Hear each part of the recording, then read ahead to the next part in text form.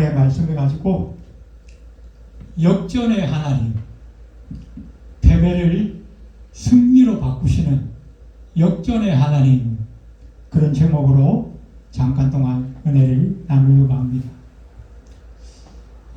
이제 작년부터 이어오던 사무엘상 말씀을 오늘부터 우리가 다시 살펴보게 됩니다. 지난 시간에, 그러니까 사무엘 4장에서 블레셋과 이스라엘이 전쟁을 벌였는데 이스라엘이 패하게 되죠. 그리고 하나님의 법궤까지 빼앗기게 됩니다. 그리고 홈리와 비느하스를 비롯한 많은 사람들이 죽임을 당하게 됩니다. 전쟁에 패하고 홈리와 비느하스 이 두 아들을 잃어버리고 또한 하나님의 법궤까지 빼앗겼다는 그 소식을 들은 엘리 제사장은 의자에 앉아 있다가 놀라 자빠져 목이 부러져 죽었습니다. 그리고 그 비느하스의 아내, 임신 중이었는데 그 남편의 전사 소식을 듣고 놀라서 출산하다가 죽임을 당하게 됩니다. 그리고 아이를 낳았는데 그 아이의 이름을 이가봇이라, 하나님의 영광이 떠났다, 그런 뜻의 이름을 짓게 됩니다. 하나님의 영광이 떠났다. 하나님의 백성이던 이스라엘 백성이 전쟁에 패하고 설상가상으로 하나님의 법궤까지 빼앗겨 버렸기 때문에 아마 그런 이름을 지었지 않았나 생각을 하게 됩니다. 전쟁에서 패하고 법궤도 빼앗기고 눈에 보이는 현실적인 면으로만 본다면 이스라엘이 블레셋을 졌고 또 하나님도 그 블레셋의 신에게 진 것처럼 보여집니다. 그러나 실상은 그렇지 않다는 것입니다. 오히려 이 패배를 통하여서 하나님은 더 큰 일을 행하신다는 것을 오늘 성경은 우리에게 보여주고 계십니다. 그래서 오늘 본문을 통해서 우리 하나님은 패배를 승리로 바꾸시는 역전의 하나님이시라는 것을 분명하게 우리에게 나타내 보이고 있습니다. 오늘 본문은 그 사실을 증명하는 두 가지 사건을 우리에게 보여주고 있는데, 그 첫 번째는 여호와께서 이방의 신 다곤 신을 거꾸로 들였다는 것입니다. 심판하셨다는 것입니다. 오늘 2절에 보니까 이런 말씀이 있습니다. 블레셋 사람들이 하나님의 궤를 빼앗아 가지고 에베네셀에서부터 아스돗에 이르니라. 블레셋 사람들이 하나님의 궤를 가지고 다곤의 신전에 들어가서 다곤 곁에 두었더니, 블레셋 사람들이 하나님의 법궤를 에베네셀에서부터 옮겨왔는데 아스돗까지 이르렀다라고 말씀합니다. 이 아스돗은 지중해에서 내륙으로 한 5km 정도 지점에 있는 이 블레셋의 아주 중요한 5 도시 중에 하나입니다. 그런데 이 아스돗에는 이 블레셋 사람들이 주신으로 섬기는 다곤 신을 섬기는 신전이 있었어요. 그래서 그 아스돗으로 옮겨와서 그 다곤 신전 안에 그 다곤의 신상 옆에다가 이 하나님의 법궤를 놓아 두었다는 것입니다. 왜 그랬냐면 이 고대 근동 지역에서는 부족과 부족 간에, 민족과 민족 간에 전쟁을 하게 되면 그 전쟁의 승패가 신의 강하고 약함에 달려있다라고 믿었던 것입니다. 자기들이 섬기는 그 신이 강하면 우리가 이긴다는 거예요. 그래서 이 블레셋이 어떻게 자기들이 이겼으니까 자기들이 섬기는 그 신이 강해서 우리 상대편 저 이스라엘의 적군들을 물리칠 수 있었다. 그래서 그 전리품으로 적군의 그 섬기던 그 신의 신상을 자기들이 섬기는 그 신상 앞에 모셔다 놓는 거예요. 그것은 우리의 신이 적들의 신보다 더 강하다는 것을 나타내 보이고 있다는 것입니다. 그리고 그 적들의 신을 그 자기가 섬기는 그 신전 앞에 갖다 놓음으로 인해서 우리의 신이 그 적의 신의 그 신의 능력을 흡수하여서 우리 신이 더 강하여진다. 그렇게 믿었다는 거예요. 이스라엘에는 신상이 없죠. 왜? 하나님은 눈에 보이는 어떤 형상이라도 만들지 말라고 했기 때문에. 그래서 이 법궤가 여호와라고 하는 그 신의 신상을 대신해 주었다는 것입니다. 그래서 이 블레셋 사람들은 하나님의 법궤를 가지고 와서 자기의 그 다곤 신 앞에 놓아두고 우리의 신이 더 위대하다. 우리의 신이 더 강하다. 자축하고 축하하고 프레이드를 벌이면서 정말 밤새도록 기뻐하고 즐거워했을 것입니다. 그런데 문제는 그 다음날 일어나게 됩니다. 오늘 3절에 보니까 아수도 사람들이 이튿날 일찍이 일어나 본즉 다곤이 여호와의 궤 앞에서 엎드러져서 그 얼굴이 땅에 닿았는지라 그들이 다곤을 일으켜 다시 그 자리에 세웠더니 막 축제를 벌이고 축하하고 기뻐하고 밤새 흥청망청 하다가 그 다음날 일어나서 보니까 아니 다곤의 신이 하나님의 법궤 앞에 엎드러져서 마치 절하고 있는 것처럼 보였다는 것입니다. 이게 무슨 일이지? 그러나 이 블레셋 사람들은 바로 하루 전날 엄청난 승리와 축제를 벌였기 때문에 그 일을 심각하게 여기지 않고 그냥 어쩌다가 그랬나 보다. 우연히 그런 일이 생겼나 보다. 그래서 그 다곤 신을 다시 일으켜 세우고 그냥 갔어요. 그런데 그 다음날도 또 문제가 생깁니다. 4절에 보니까 그 이튿날 아침에 그들이 일찍이 일어나 본즉 다곤이 여호와의 궤 앞에서 또 다시 엎드러져 얼굴이 땅에 닿았고 그 머리와 두 손목은 끊어져 문지방에 있고 다곤의 몸뚱이만 남았더라.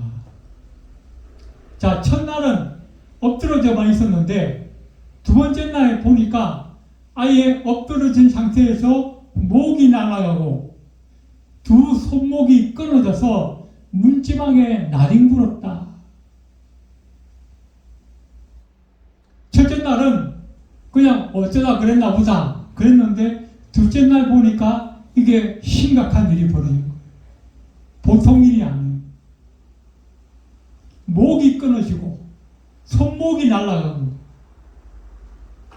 이건 고대 근동지역에서 적군의 장수를 잡으면 그 적군의 장수를 먼저 손목을 끊어버립니다.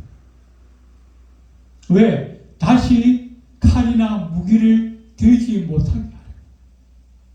그보다 더 심각한 경우에는 아예 목을 쳐서 죽여버립니다.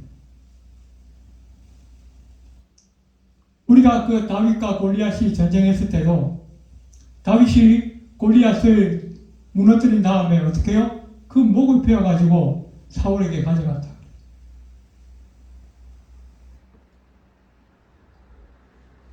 이것은 뭡니까?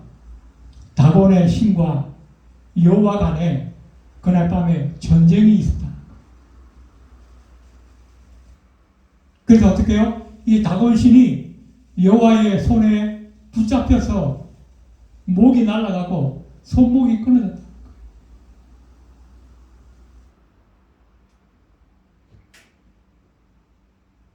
전날에는 다곤이 여호와께 경배하는 모습으로 보였는데 두 번째 날에 보니까 아예 죽임을 당했다.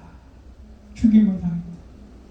여호와께서 다곤보다는 훨씬 더 강한 신이라는 것을 모든 사람들이 적나라하게 보게 되었다는 것입니다. 그런데 그 사건으로 인해서 오히려 이 블레셋에는 이상한 전통이 생겨납니다. 그게 뭐냐면 이 다곤 신전에 드나드는 제사장과 이 예배자들이 그 문지방을 밟지 않고 넘어가는 풍습이 생겼다는 거예요. 그 문지방에 다곤의 목과 다곤의 손목이 나뒹굴었는데 그 다곤의 머리와 손목이 그 문지방에 닿았다는 이유만으로 그 문지방을 오히려 신성시 여기게 되었다는 것이죠. 그래서 그 문지방을 밟지 않고 넘어가게 되었다. 뭐 제가 어릴 적만 하더라도 우리 부모님들이 야야 문지방에 서지 마라 뭐 그런 말들을 미신처럼 했던 것 같은 그런 기억이 나기도 합니다. 이 문지방은 거룩한 장소와 그렇지 못한 곳을 구별하는 것이죠. 그렇기 때문에 거기에는 특별한 의미가 있기는 합니다. 하지만 이 사람들이 정말 깨달아야 했던 것이 뭘까요? 이 블레셋 사람들이 그 사건을 보고 깨달아야 했던 것은 자기의 그 헛되고 잘못된 우상, 그 다곤을 던져버리고 내가 참으로 강한 신, 참으로 살아 역사하는 여호와께로 돌아가야겠구나. 여호와를 섬겨야겠구나. 그런 깨달음을 가져야 되는데 여호와께로 돌아가는 그 계기가 되어야 되는데 오히려 그 다곤을 더 간절하게 섬기게 되는 그런 이상한 기회로 삼았다는 거예요. 잘못된 기회로 삼았다는 거예요.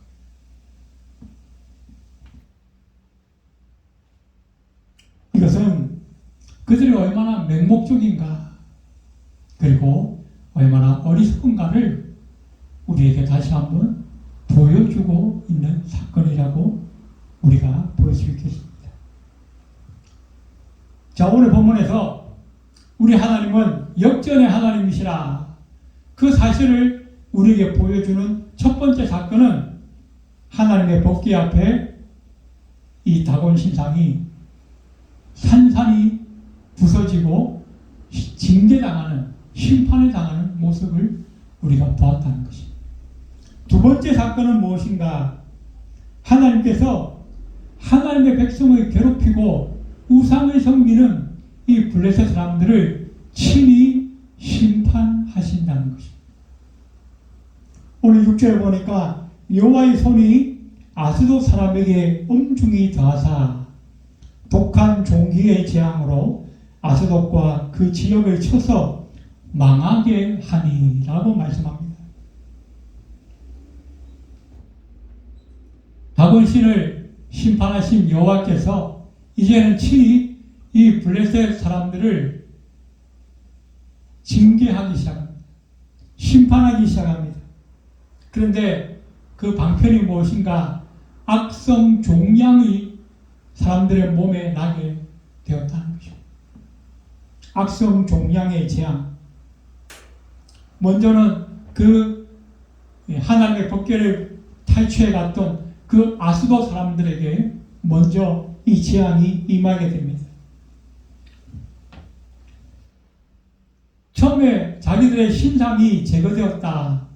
그 사실을 알게 되기까지만 하더라도 이 블레셋 사람들은 직접적으로 몸에 신상의 위협을 느끼지는 않았던 것 같습니다.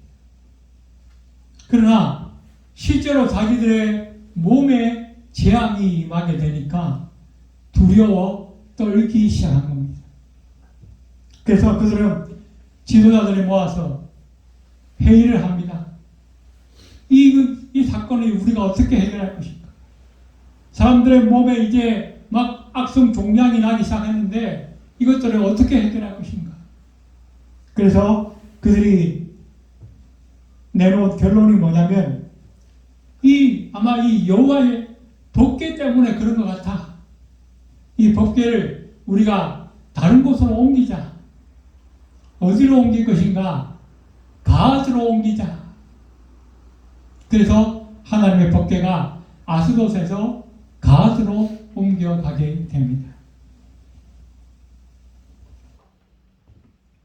이 가드는 아스돗에서 한 20km 정도 떨어진 곳이라고 합니다. 그런데 아직까지만 하더라도 이 블레셋 사람들이 이 사건을 좀 더 심각하게 생각하지 못했던 것 같아요. 단순히 이 법궤를 옮겨가기만 하면 괜찮아질 거다. 다른 장소로 옮기면 좀 나아지겠지. 그러나 그렇지 않았습니다. 하나님의 법궤를 가드로 옮겨갔더니 이번에는 가드 모든 사람들에게 하나님의 징계가 심판이 임하기 시작합니다. 그래서 이 가드 사람들에게 모든 사람들이 또 이 종양의 재앙으로 고통과 아픔을 당하기 시작합니다. 그랬더니 이번에는 회의도 하지 않고 곧바로 또 옮겨가게 됩니다. 이번에는 에그론으로 또 보내자. 그래서 처음에는 아스돗에 갔다가 가앗으로 갔다가 에그론으로 갔다가 이리저리 막 돌아다닙니다.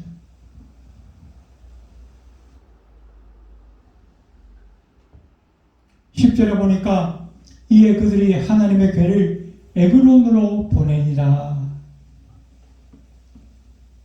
하나님의 궤가 에그론에 이른즉 에그론 사람이 부르짖어 이르되 그들이 이스라엘 신의 궤를 우리에게로 가져다가 우리와 우리 백성을 죽이려 한다. 에그론에 가자마자 에그론 사람들이 난리가 납니다. 아마 이미 소문을 들었겠죠. 여호와의 신이라고 하는 저 신의 궤가, 법궤가 아스돗에 가면 아스돗 사람들이 죽어나고 가스에 가면 가스 사람들이 죽어나고, 그런데 그 법궤가 우리에게로 온단다. 절대로 안 되겠죠.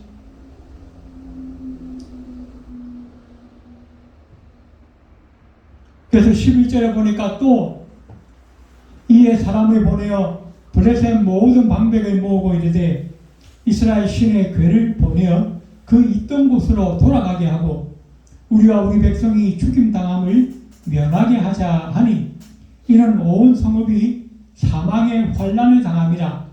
거기서 하나님의 손이 엄중하심으로.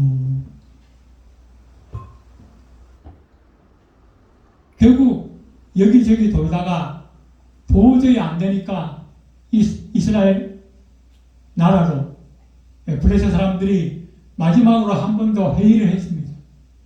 하나님의 법궤를 저 원래 땅, 원래 있던 이스라엘로 돌려보내자.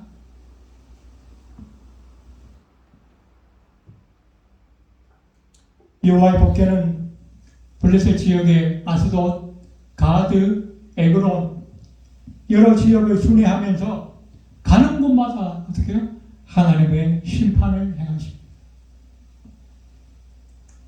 우선 보기에는 블레셋이 전쟁에 승리한 것 같고 그들의 정비는 다곤 신이 여호와 신을 이긴 것 같았는데 실상은 그렇지 않아요. 하나님의 법궤가 가는 곳마다 다곤 신이 진멸을 당하고 블레셋 사람들이 심판을 당하는,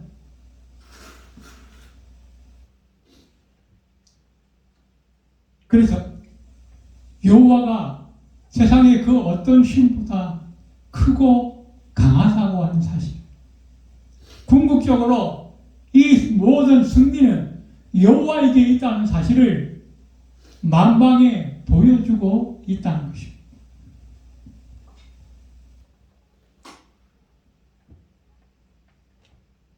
그래서 오늘 5장에는 여호와의 손이라고 하는 단어가 거듭거듭 등장하고 있습니다.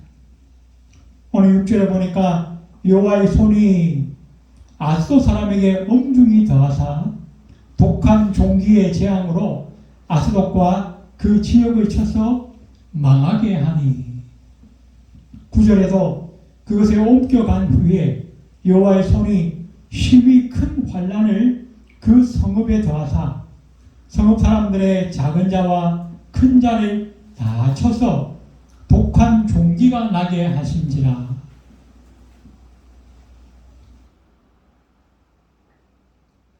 이것은 성경이 기록할 뿐만 아니라 블레셋 사람들도 친히 이 사실을 인정하고 있습니다. 7절에 아스돗 사람들이 이를 보고 이르되 이스라엘 신의 괴를 우리와 함께 있지 못하게 할지라. 그의 손이 우리와 우리 신 다곤을 친다 하고. 이건 블레셋 사람들이 직접 고백한 거예요. 여호와의 법궤가 우리와 우리 신 다곤을 친다라고 고백하고 있다는 것입니다.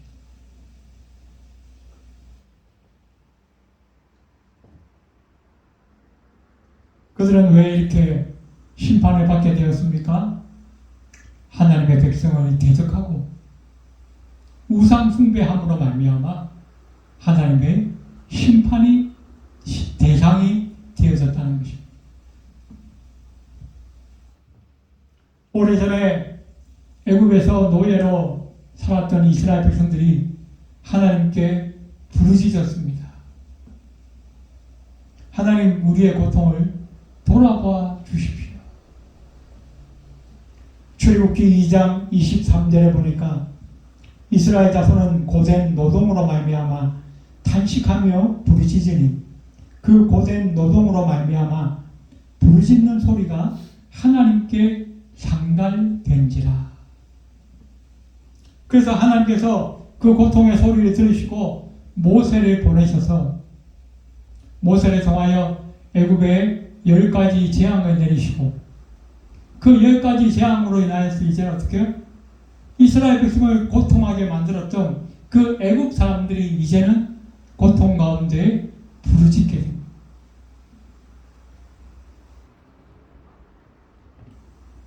출애굽기 11장 5절과 6절에 보니까 애굽 땅에 있는 모든 처음 난 것은 왕위에 앉아있는 바로의 장자로부터 맷돌 뒤에 있는 몸통의 장자와 모든 가축의 처음 난 것까지 죽으리니 애굽 온 땅에 전무후무한 큰 부르짖음이 있으리라.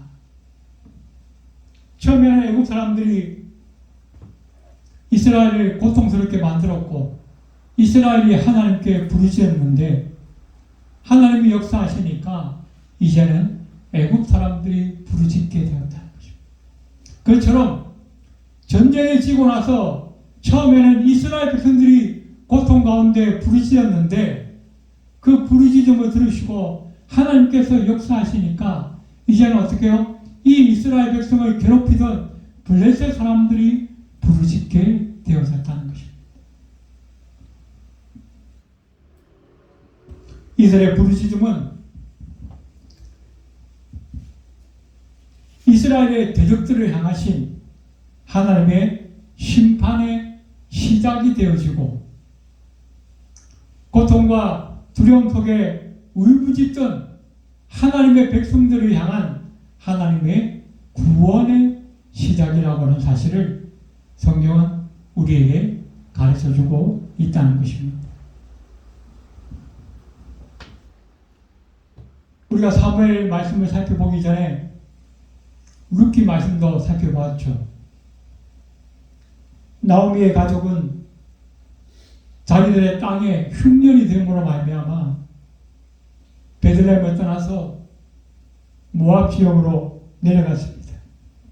약속의 땅을 떠났고 하나님의 품을 떠났습니다. 내려가자마자 남편이 죽고 또 얼마 후에 두 아들이 다 죽임을 당합니다. 늙은 시어머니와 며느리만 남았어. 얼마나 비참했겠습니까? 그런데 하나님의 백성의 그 땅에서 들려오는 구원의 소식을 듣게 됩니다. 그리고 이 나오미와 며느리 룻이 하나님의 땅을 향하여 다시 돌아가기로 작정합니다. 우리 하나님은 자기 백성을 절대로 잊어버리지 않습니다. 자기 백성을 향한 하나님의 그 언약과 약속은 절대로 잊혀지지 않고 반드시 이루어지는 것을 우리 하나님은 반드시 우리에게 보여주고 계시다는 것입니다. 그래서 우리 하나님은 어떻게? 역전의 하나님이시다. 자식이 없어 고통하며 울부짖었던 그 한나의 기도를 들으시고 한나를 우뚝 세우시고 하나님의 귀한 사람 사무엘을 주셔서 그 역사 가운데 이스라엘 역사와 성경 가운데 그 이름이 기록되게 하시는 하나님. 그 하나님은 가난한 자를 진토에서 일으키시며 빈궁한 자를 거름더미에서 올리시고 귀족들과 함께 앉게 하시는 하나님, 영광의 자리를 차지하게 하시는 하나님이시라는 것입니다. 오늘도 우리 하나님은 여전히 하나님의 백성인 저와 여러분을 위하여 일하고 계십니다. 비록 우리는 실패하기도 하고 비록 우리는 낙심하기도 하고 비록 우리는 좌절하기도 하지만 우리 하나님은 여전히 저와 여러분을 위해서 일하고 계시고 저와 여러분에게 주셨던 그 약속을 이루어 가시는 하나님이신 것을 여러분 믿으시기 바랍니다. 그래서 이제 다시 한번 말씀을 통하여 하나님을 바라보고 다시 한번 일어날 수 있는 저와 여러분이 되시기 바랍니다.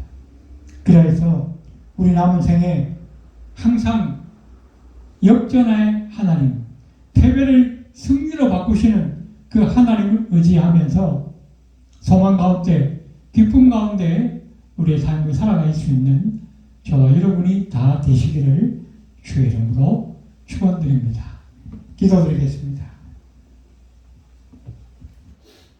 할렐루야. 고마우신 하나님, 우리 하나님은 패배를 승리로 바꾸시는 역전의 하나님이신 것을 믿습니다. 오늘도 우리를 위하여 일하시고 우리에게 약속하신 것을 이루어 가시는 하나님이신 줄 믿습니다. 그 믿음으로 오늘도 우리가 일어나게 하시고 우리의 가야 할 그 목표를 향하여서 힘있게 달려갈 수 있는 우리 모두가 될 수 있도록 주님 역사하여 주시옵소서. 예배를 마치고 돌아가는 발걸음 위에도 함께하여 주옵소서. 예수님의 이름으로 간절히 기도드리옵나이다. 아멘.